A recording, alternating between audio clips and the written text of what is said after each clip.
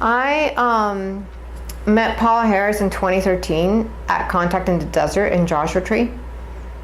And when I met Paula Harris, she was just like full of so much information, contact information about Italy that I had never even knew about. I didn't even know about that. So we became friends. We became Facebook friends that same year. And then as I'm looking on Facebook one day, just, I don't know, maybe not random or whatever, but I'm looking on Facebook and I see that she posts an interview with a Peruvian guy named Ricardo Gonzalez. And I thought, hey, this is really cool. This guy's Peruvian. I totally want to read his account. And as I'm reading his account, I'm just like aghast that this almost sounds like the same identical account that JJ Hurtak had, who's 40 years his senior. So I find out about Ricardo Gonzalez, and it says he's been having these peace gatherings at Mount Shasta for decades. I mean, since he was like a young man. And I think to myself, well, where's that? This is cool. So I look it up and I'm like, good God, it's in Northern California. I'm like, this is ridiculous. I can't believe that I could totally go up there. So I basically haul ass that September to Mount Shasta in 2014. And I go there and I'm really excited to be gathered with these Latin American people that are gathered for peace and doing this work, and to find out about everything. And before I went to Mount Shasta, I sent a message to Ricardo Gonzalez and I said, have you by any chance ever heard of the experience of JJ Hurtak, who is very similar to yours? And he wrote me back and he said, indeed I have. And he said, and I have had many experiences, but JJ Hurtak's experience is the one experience that to me is like, when I read about it, I was like, wow, this is so close to my own experience. So that was very interesting. And so I go up to Mount Shasta in 2014. And in the midst of the gathering, there were like 150, 250 people, maybe 300, I don't know, so many people.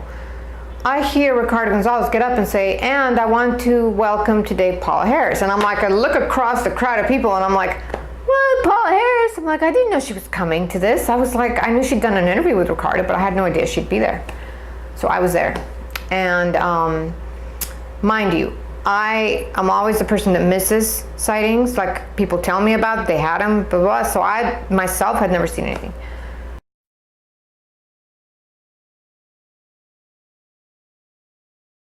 So same thing as this weekend, right? Back in 2014, he said they told me they're showing up at, I think it was like 8:30 or something. And we're out there and it was freezing cold, freezing cold. I hate to be cold. And so he says, here they are. And somebody pointed a laser, and you see two spheres coming side by side, silent. And I equidistantly spaced apart. They were just like perfectly spaced apart, synchronous. You couldn't get any more. That flying was just amazing. And they flew like this, and I was just like, wow, that's incredible. And then they had we had more meditations, and they said, we want you to spread apart, and we want to know whether we can feel you and whether you can feel us if you're spread apart. And I'm thinking, you know what I feel right now? I am freezing right now. And I was just so cold, and I thought, am I gonna make it through this? Because I am like freezing right now, I don't know what I'm gonna do.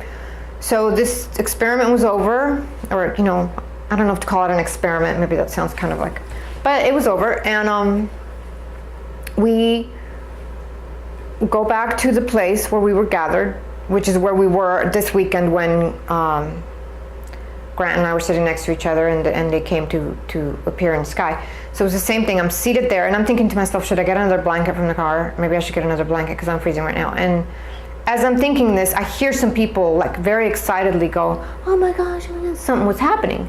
And I'm like, and the people say, we just saw Aunt Terrell. Somebody comes over and says, someone saw Aunt Terrell by some trees. And I was just like, what? Like, this is far more than I would ever expect would happen. And then Ricardo comes over and he says, something unexpected, something has happened. He didn't really say unexpected. He said something like, something that doesn't usually happen is happening tonight. That's what he said. And he said, Aunt Terrell has advised me that they're going to open a dimensional portal and they're going to invite 7 people to go to the portal. And one of those people was Paula Harris. And then he called out the names. And the kid next to me from LA, I know he was a young kid. He was like in his 20s. And he's like, I want to go. And I'm like, no, dude, I think it's by invitation. You know, you shouldn't just like invite yourself. I mean, obviously they're calling people. So, you know, I was sort of like, I know you want to go, but I think we should follow the protocol or whatever. So the 7 people, and I remember Paula was one of them, and I'm just, yeah, can't remember the specifics of the other people. But I remember they went. And then I do believe some other people invited themselves along, even though they were not invited. But I'm not sure, because it happened in 2014 and 2015. So anyway, so they went, and then they came back, and then in the darkness, because it was very dark by then, it was like really late at night, and people started saying, Ricardo said, does anyone here want to talk about what they experienced when they stepped in the spot where the Zendra. And I remember a few people, like Paula, saying they were speaking to her in a language that she couldn't understand, and she said, and he said thank you to me in English, and I'm thinking, why is he thanking me? Like, I have no idea what he's thanking me for. And that she couldn't understand the other language. And I remember thinking, well, how could they have gotten that language wrong? Like, obviously, if they would know what language he speaks, like Italian or English or whatever, why were they talking to her like in some language that she couldn't understand? And I thought, and I pictured some guy behind the dial going, oh, maybe, what language is that, you know? That's what I was thinking at the time, right? And my limited thinking. So, but the one thing that I do remember about 2014 that later became significant was there was a woman who grabbed the hands of one of the guys that had gone to the Zendra, and she said, can I grab your hands? I want to know what if I feel something. And he said yes, you can.